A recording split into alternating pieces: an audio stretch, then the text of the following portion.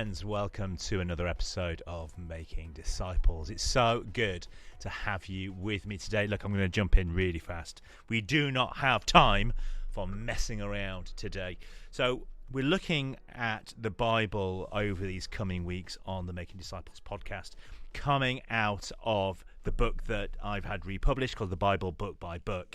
And one of the things we're really passionate about with the book is making the Bible as accessible as possible. And there's two books of the Bible that do seem to be quite difficult for us to step into and understand: Leviticus and the book of Revelation. And I knew I wanted to explore the book of Revelation. No, I said book of resurrection, book of Revelation. And I've invited today a really good friend of mine, and we try to keep it professional, and we do try to I try to treat Dr. James Harding as Dr. James Harding. But I'm going to be honest with you, James and I grew up together. I grew up wearing his school uniform, and he was in my youth group, and him and his brother John, big influences in my life, in my discipleship, my early years, formative years as a follower of Jesus. This guy is somebody that I absolutely adore, love, and I know you're going to love him. He's so intelligent. It is wonderful. I love it. And he is a doctor in theology. And he doesn't make it very clear in the podcast, but look, friends, he's actually got more than one doctorate. He's got more than 2 doctorates. In fact, he's got more than 3 doctorates, which is just ridiculous. How many doctorates does any human being need? So I'm going to interview James today on the book of Revelation. And what I would say to you is, whatever you're doing right now, expect to listen to this podcast, expect to have to come back to it and listen to it again, because it really will change the way that you understand and read the book of Revelation. So let's get straight in. Here is an interview with my mate James, who is going to blow your mind about the book of Revelation.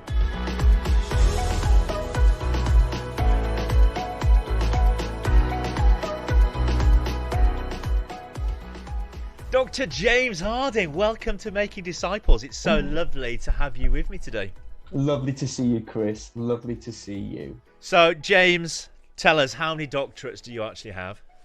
Well, do you know, I've got 4 degrees in theology. I'll be honest, I never completed my second doctorate. I cashed it in for a slightly less weighty MProf research degree, Master of Professional Studies. So bachelor's, master's, PhD and MProf research degree. James, just a thought, Chris. So you and I grew up together, and I have often talked about you and John really being the influential people in my life growing up. And I think it is just such a joy to watch friends who love Jesus growing, flourishing, thinking, and then influencing and educating others. For me, it's just such a privilege to have men like you around me in my life. So, dude, thank you so much for being on the podcast today. Really, really pleased to have you with me. Thank you, Chris. Now, we're going to talk Revelation. When people think of Revelation, they often think of a book that they just don't know what to do with. How do you approach this book that looks so illegible? But the reality is we can end up avoiding it. The only 2 bits we end up quoting is Revelation 21 and 22. We like that bit, the new heaven and the new earth. I want to have a conversation with you about the nuts and bolts of the book of Revelation. Why are you so interested in the book of Revelation? You know, I love the book of Revelation because, first of all, I think the book of Revelation is so relevant and so important to anyone who has suffered or is suffering. I think, you know, it's the whole book is about it. The central enduring magnetism and appeal of the book is, if you are suffering right now, and just take comfort, take heart, the Lamb is on the throne, the Lamb is in charge, and the end of suffering is on its way. That's so it's born out of suffering, in that sense, and the comfort that you find therein. I love that about it. So let's just look at the first bits of building blocks. Who wrote the book of Revelation? Yeah, it's interesting that we even have to ask this question. It starts off with the words "I, John," in chapter 1, verse 3.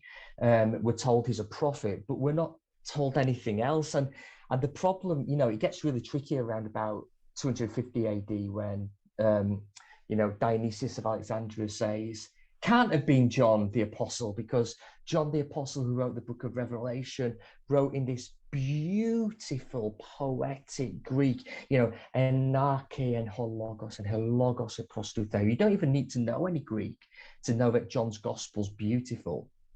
But the book of Revelation, it's like really clunky, unnatural Greek. So Dionysius starts saying, can't have been John. That's where the problem starts originating, why we're even asking this question. And then in the 1970s, Collins, Deliabro Collins, and a group come together, start looking at apocalypses in general, and they're saying the one thing we know about all apocalypses is they've got pseudonyms. The name on it's not the person that wrote it, therefore apocalypse of John, the Revelation, might not be John. So that's the problem. But then, I think coming up with an answer is really fascinating as well. Yeah. And so the belief was it was written on Patmos. Is that how credible is that idea? Yeah, absolutely. Because Lucian, the poet, the Roman poet, talks about these islands full of our noble exiles, the Dodecanese Islands. So we've got this idea of Patmos in our minds as this island, barren island, and on the top of it, this man John on his own. Not true. Lucian tells us around about the time of the apocalypse, around about 95 AD, that which is when I date it, that Patmos would have been full of the kind of noble troublemakers that you can't kill. So the ones that have got noble backgrounds, and the ones that if you kill them, it will create a riot. So I class John in that background. So actually,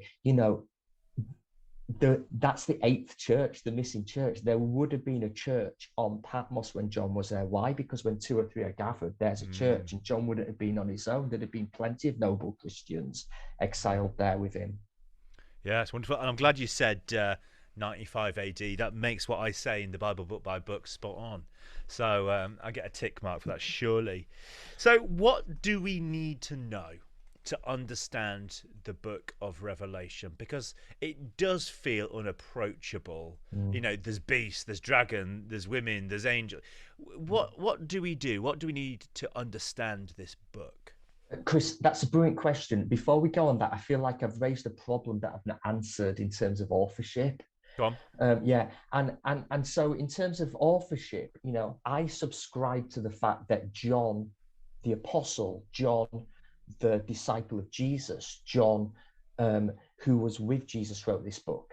And the reason I can do that is because I see the late dating isn't a problem. Here we've got John, who is failing of eye and trembling of hand, in the spirit, speaking his vision out loud. And it's like listening to my nan. It's because, well, I don't tied to my belt, and the next thing I knew, kind of thing. And so you've got someone writing down, trying to capture, what's he writing? And he said, it's a bit like this. I know it's a bit like this, and it's a bit like that. So you've got this legend of St. Prochorus who writes it down, and that answers both the question of the late date and the bad Greek that Dionysius picks up on earlier. Yeah. So it's same author to John, but is later in life. That's right. And it's something that's been written down probably by somebody else, that's scribing it. So actually, it's down to their hand and down to how they write things as well. Yeah. So what do we need to know then? What do we need to know as we approach this book that will help us understand at least what we do with it? Yeah. Well, I think you need to have a way in. You need to have, and you need to be, when you've got your way into it, then you need to be consistent. And I'd like to argue that the way into it, the clues are all there in the first 3 verses. Yeah. You I've know, actually got it open in front of me yeah, just in great. case you said Okay. anything controversial. Well, thank you.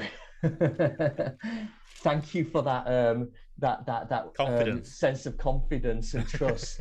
Yeah, you know, so when people think about the book of Revelation, how it's been taught and what they've heard and what they've seen, the first thing that I think conjures up in people is the idea of worry and anxiety and uncertainty. But twice in Revelation chapter 1, verse 3, it says, "Blessed is the one who hears, and blessed is the one who keeps." And so that's the first principle. If the person that you're reading about in a book, or listening to on a podcast, or listening to a sermon on, or watching a film about, if this is not blessing you, makarios, if this is not causing you happiness, is a very good way of translating that. Happy is the one who, you know, if it's causing you to be unhappy, to be fearful, to be worried, then the interpretation is wrong. You know, and you look at Jesus in the Beatitudes, Matthew chapter 5, blessed, blessed, blessed, blessed, blessed.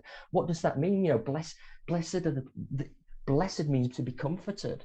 So if this is making you feel uncomfortable and discomforted, it's wrong. Blessed, you know, satisfied. Blessed, they will be satisfied. If it's leaving you feeling lacking, you know, blessed are those for they'll, you know, you'll find mercy. If it's leaving you feeling judged and harshly, then it's not a blessing. Blessed are those, and they will find peace. So if it's leaving you anxious, you know, so anything that doesn't fit into that paradigm in verse 3, blessed and blessed. Let me just read that to us, because it is beautiful, isn't it? Blessed is the one who reads the words of this prophecy, and blessed are those who hear it and take heart what is written in it, because the time is near. So, you know, it gives an answer there as well. It's prophecy. You know, what kind of literature is this? It's prophecy. For anybody who's struggling to understand biblical prophecy, you know, how would you explain what a prophetic text is? Yeah. Well, I think that we want to just focus on something that's exciting. And so we see prophecy as future and as predictive and as foretelling. And sure, there's an element of that. But actually, there's another, and it's a much stronger Old Testament vein of prophecy, which John himself stands in. He sees himself as the last of the great prophets, in a line of prophets. And instead of that being future, predictive, foretelling, it's present, instructive, foretelling. It goes like this: if you keep doing that, something bad's going to happen. So it's a moral and an ethical document that tells us how to live. It says if you keep getting in bed with Babylon, and that's a metaphor for kind of like letting the powers of the world, particularly to do with money, if you keep controlled by idol of money, something's going to happen to you. So that's the way primarily I understand this prophecy, as moral and instructive, rather than future and predictive. That's brilliant. Can we just push into that a little bit then? So whenever I hear someone preaching on the book of Revelation, it's all about the apocalypse at Megiddo, this end time battle that's going to happen some point in the future when Christ will return. Now, is that wrong? Or can you hold the futureness of the prophecy and what was the presentness of it? Can you hold those two together? Well, I think we need to hold them together and make it bigger than that, even bigger than that. So some people, they want to say, they get all nervous about it. So they want to say it's all in the past, apart from, 21 and 22. And so they want to get rid of any kind of future or present kind of fulfillment. And some people get so like the 16th century Jesuit Alcazar did that. But then some people project it all into the future because they get all nervous about it. And they say, well, none of it's happened yet. Maybe just the historical bits in chapter 2 and 3 in the churches. And so the present age is devoid. And actually, I would want to say that when you start doing that, then you start saying, well, it's no longer relevant for that person or that person. It was no longer true for that person or that person. So I'm looking for a way to read it that makes it always true and always real and always relevant. And I found that in a picture painted by Joachim Fiore in the year 1199 AD. And here's where we could go deep dive into a little bit of the craziness if you're ready to do that. I was born ready, Jane. Yeah. Glad you didn't say you was born crazy. I think was it John Calvin who said the apocalypse either finds a man mad or turns him that way. But so Joachim painted these three interlocking rings, a little bit like the Olympics logo, a little bit like an Audi badge, three rings. And he did this in 1199, so just on that turn of the millennium into 1200. And he said the book of Revelation is like these three different rings and that they overlap. And in the first one, he put Pater, the time of the Father. And the second one, he put Phileus, the time of the Son. And in the third one, he put Spiritus, the time of the Spirit, or the church.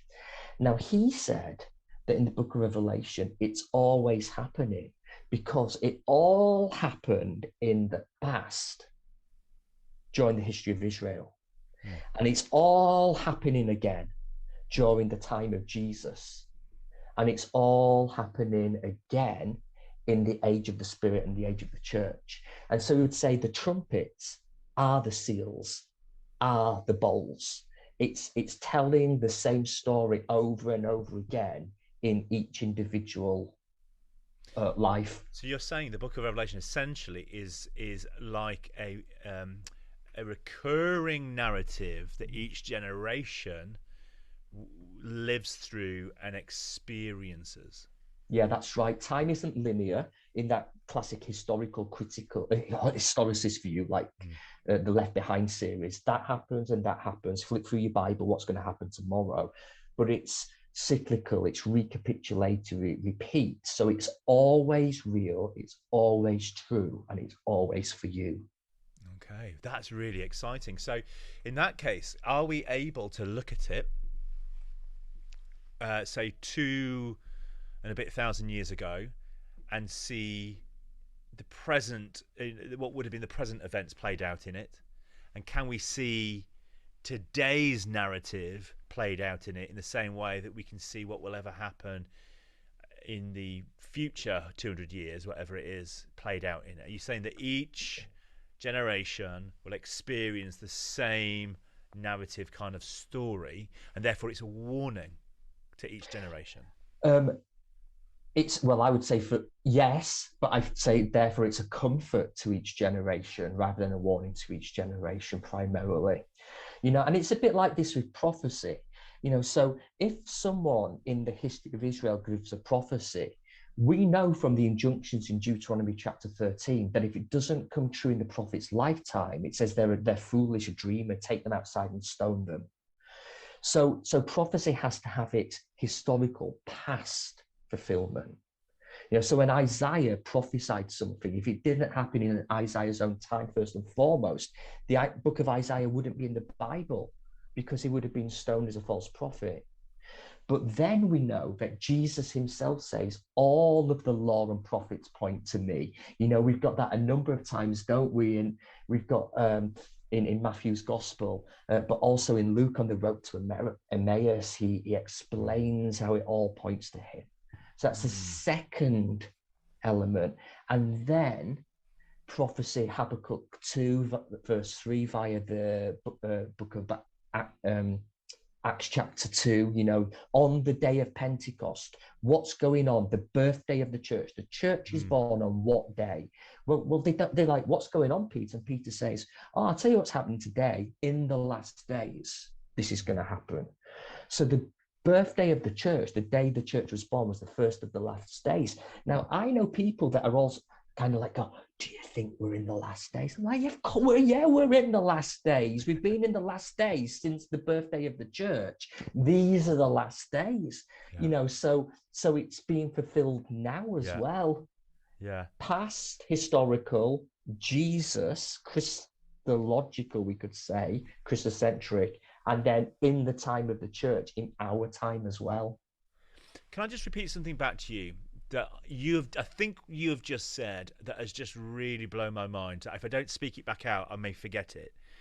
Are you saying then that the prophecy written by John, Revelation, had to have a understanding in John's time so that it could be confirmed that he was a prophet, so that it could have a prophetic voice for the future? Because if you just purely made a prophecy that was somehow for 3,000 years' time, he wouldn't be a prophet, he'd just be a madman. Absolutely. And the scriptures say, take them outside, take no notice of them. They're foolish, they're dreamers, stone them to death. Wow. Wow. That is so, I would often say that, for me, the book of Revelation, it had its revelation in the past, its present, and its future. But I think what you've just said there is just completely...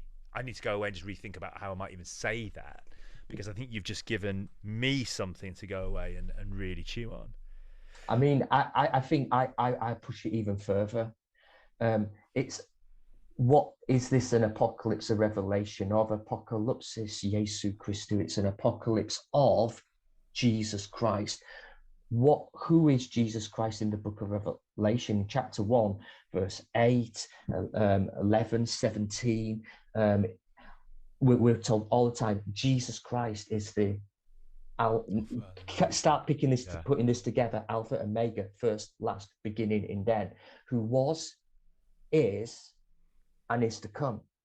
So the way to understand the prophecies in the book of Revelation is to understand them through the person of Jesus. Just as Jesus was, is, and is to come, so the prophecies in the book of Revelation was, is, and is to come. You should teach this stuff.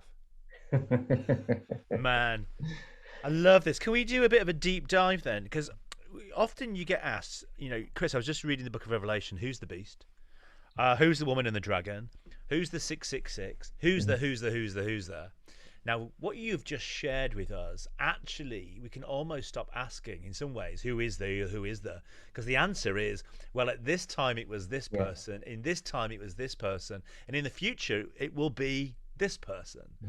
So to ask that question, who is the? It's the wrong question. Yeah. The right question surely then has to be something like, what is the metaphor or picture? What is the character of that person that then can be identified by, in others? So if obviously, the beast, what's the metaphor or picture that we're meant to be understanding about the beast? Chapter 13, for example. Yeah. So, well, there's two beasts. But just before we go on to that, just to make sure this doesn't sound unscriptural, somewhere else in the Bible that I don't know about because that's not my specialism, I think it's in 1 John, it says there will be many antichrists. Yeah, and I think we can apply that to this question: many beasts from the land, many beasts from the sea, many Babylons. There's always a beast, there's always a Babylon, there's always a great red dragon in chapter 12. So the question is, who is the beast is the wrong question. Who was, who is, and in my sphere. You were right. I was just checking. I was checking. It is 1 John chapter 2, verse 22. Who is the liar? That is, whoever denies Jesus is the Christ, such as a person is an antichrist, denying the Father and the Son. Yeah. Thank you. And it goes on to say there'll be many antichrists. Yeah. So we can apply that one in here. Yeah. So who, people want to go, oh, the number, you can see this. Let's take the number 666, the gematria, the number 666. And you can go online and do a gematria calculator. I think it's called. Spell that to us for anybody who's listening. Going, what is that word? Yeah. What is he saying there? GEM. Yeah. ET. Yeah. Cut that. GEM ETRIA, gematria, and this is the idea that numbers have got hidden meanings pointing to ideas or people or objects. So you can use a number as a code name or a cryptogram. So we've got 666 there in the book of Revelation. And people want to say, so you can go on a gematria calculator, there's some online, and you will see that basically, it's whoever, right? I haven't done it today, but I bet you today someone's tried Putin is 666 or something like that. And you can work with this and you can do anything you like with it. And the question is, do you use, because each letter has a number, but Greek letters, lowercase, have certain numbers. So alpha is 1. It isn't, but let's just go with that. But capitals have got different. Latin is different, and simple and complex Hebrew are different. So you just keep going until you find out the number. You will get there. If you try in enough languages with enough numbers to letters, you'll get Cris Rogers is the Antichrist if you try. We've been saying that for years. Don't bring that up. Don't bring that up again. I know it's what Trump. we used to say as kid. Yeah. Trump. He was the 666. Yeah. Obama. 666. Yeah. So actually, there are multiple. Depending where you are politically, there's one for both of you. But yeah, you can find. I'm sure Putin, in some language, it's got to be coming out as a 666. So the danger of that is then it just becomes everybody. Yeah. Well, I think it can't be everybody because there's an element of worship going on there. So the beast speaks like a lamb. And that's interesting because there's an inversion there. So it's something that looks a bit Christian, looks a bit okay, looks a bit kosher, and forces people to worship him.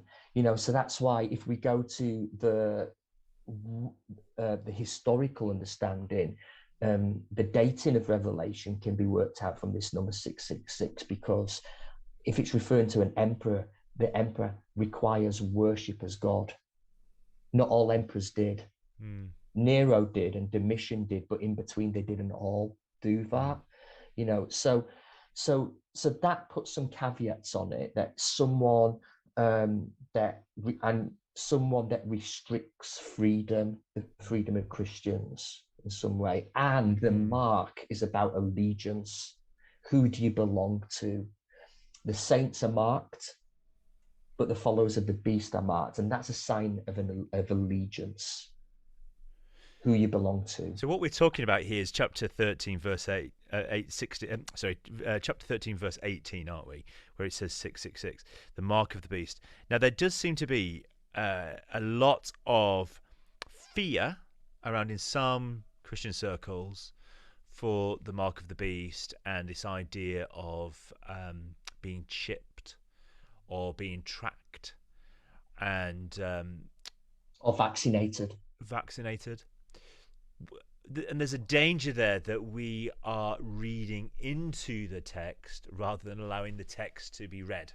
Rather than us investigating it, we were actually looking for we're looking to back up our argument essentially when we do that.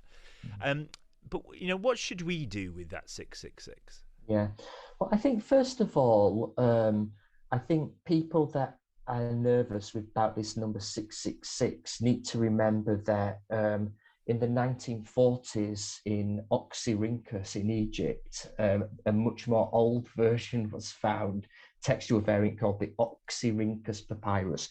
Don't ask me to spell it because it's got an X and a Y in the middle.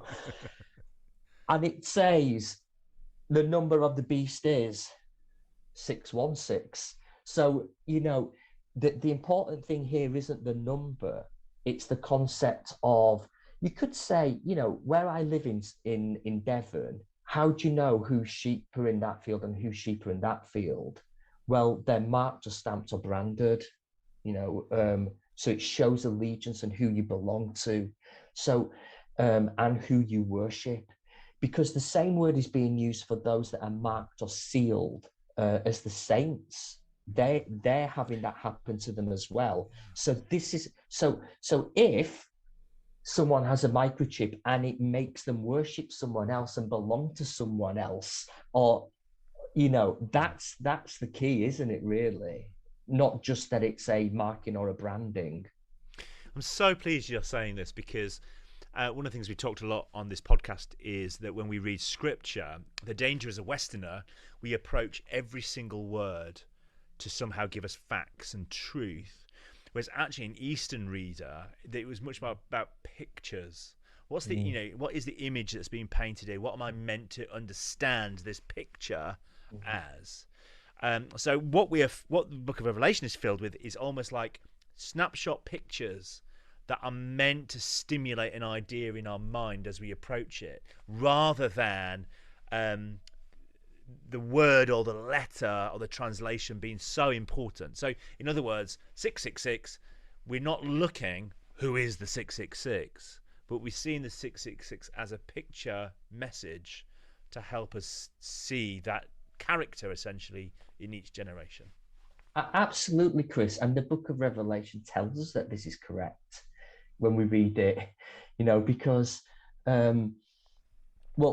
two things I'd say. I lived in Liverpool for 20 years, and I like to say, the most important word, in the Book of Revelation, is the word like.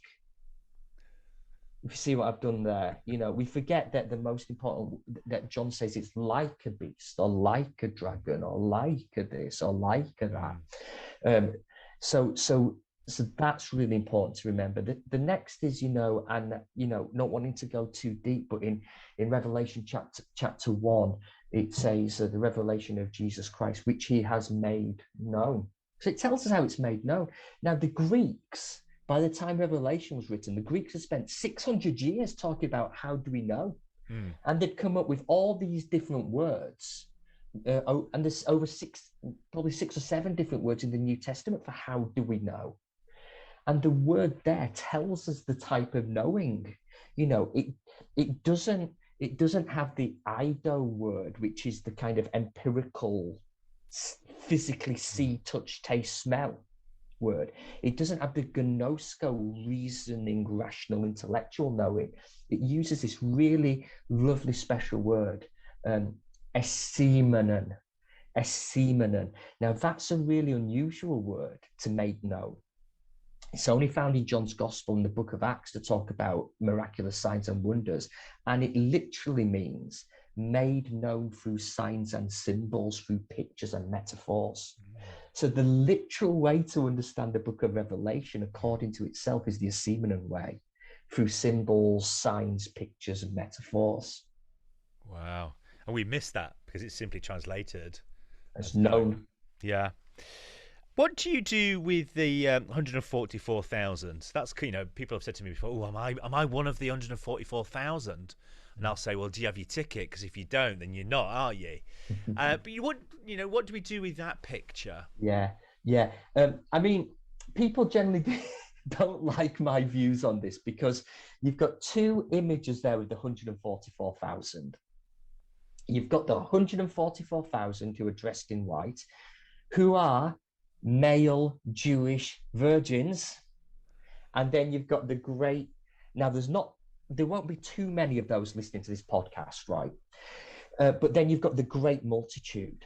Yeah. And let's put this back, instead of reading it linear in a line, let's keep going round these loops like this, like the Olympic logo or the Audi logo.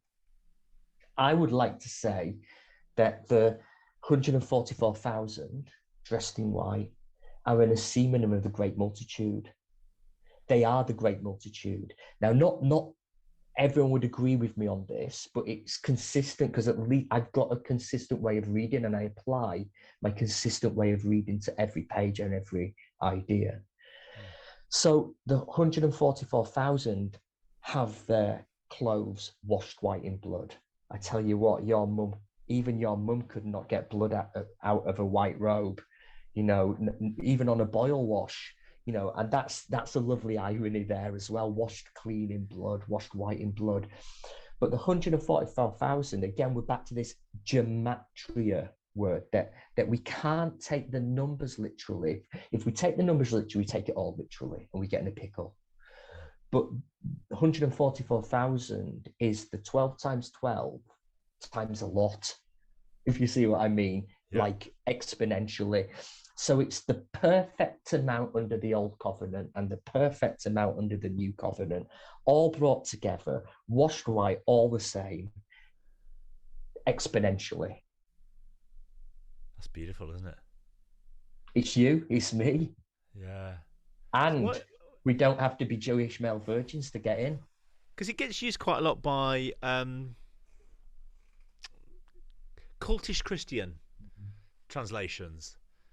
You know, are you a part of the 144,000? You know, they come knocking on my door, and we often look at them and go, I just don't know what to say. Don't know what to say to you. You know, if a Jehovah's Witness came to your door and said, "Are you part of the 144,000?" You know, who see it very literally as a number, how would you respond to them? I mean, it's a difficult one because really you've got to do this very first stuff we've started doing and say, well, how am I going to read all of it? Yeah. I need a consistent way to read all of it, a consistent principle to read all of it. Otherwise, I'm going to read some bits like I want to and other bits like I want to.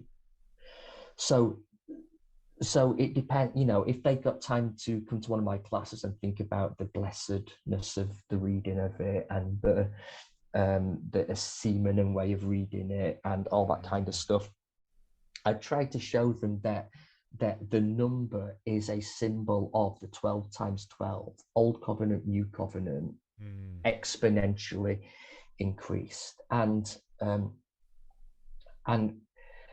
that is you and that is me, and we are the ones who are singing the songs that the angels cannot sing, the song of the redeemed.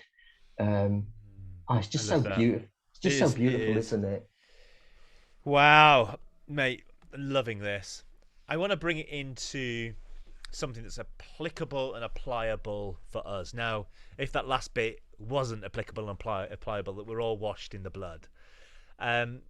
What do we now do with this in 2022? Apart from try to be diagnosing when the world is going to end and where will the apocalypse be, what do we now do with this? How do we read it as a church? How should we be reading it as a church? Yeah, it's a great question. You know, this is the kind of like where it lands and where we put it into action. First of all, I would say that we should stop, that the wider church should stop trying to work out when the end will come. You know, Jesus says, no man knows the hour, the day or the hour, only the Father only. And actually he goes on to say, actually only a wicked and perverse generation ask for those signs to try and work out, you know, Matthew 12, Matthew 16. It's a wicked and perverse thing to try and work out those signs of when it's going to end. So what we're left with, we live under the reality that the return of Jesus could be today. Not in a fearful way, but in a way that makes us say, I'm going to make today count. And how do we make today count? Well, first of all, we make today count by worshiping.